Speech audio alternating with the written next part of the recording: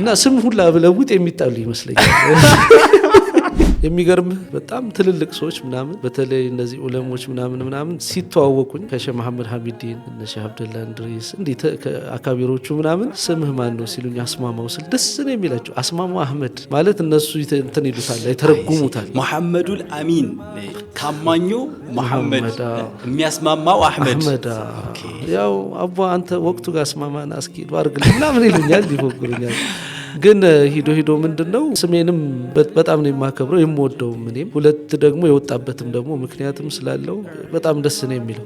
ምክንያቱም ተነግረናል። ምንድነው የተለየ ምክንያት? ያው በብዛተኛ አካባቢ እንግዲህ እኔ የመጨረሻ ልጅ ነኝ። ቤት ውስጥ አምስት ነን። ሁሉም የመጀመሪያው ኢማም ነው ስሙ፣ ሁለተኛዋ ዘቢባ ናት፣ ሶስተኛው ኡስማን ነው፣ አራተኛው አብዱላ፣ አምስተኛ እኔ ነኝ።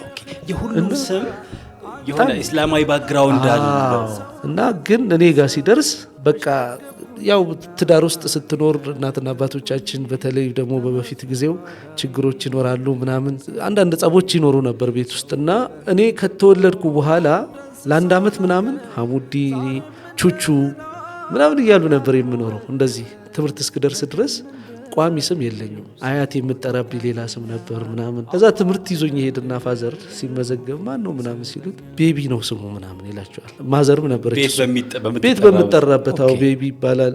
ከዛ አይ ኖርማል ስም ግድ ነው ሲባል ማዘርም ነበረች። ፋዘር ነው ያወጣው። እንግዲህ እሱ ከተወለደ በኋላ የተሸከመው እሱ ነው ገባ። ፔኑን ስለሚያውቀው ይመስለኛል ከተወለደ በኋላ ጸብኛ ቤት የለም። ስለዚህ ይሄ ልጅ አስማማው ነው አስማምቶናል እና ደግሞ እንትን ነው ይሄ መስማማቱም ደግሞ ስም ውስጥ ተቀበረ ማለት ነው። ከዛም በኋላ ጸብ የለም። እንግዲህ እኛ አድገን ምናምን አልহামዱሊላህ ትልቅ የትዳር ተምሳሌቱ ነውናል። እኛም አሁን ትዳር ውስጥ ገብተን እሱን እያማከርን ነው ያለነውና ያ ነው ምክንያቱ።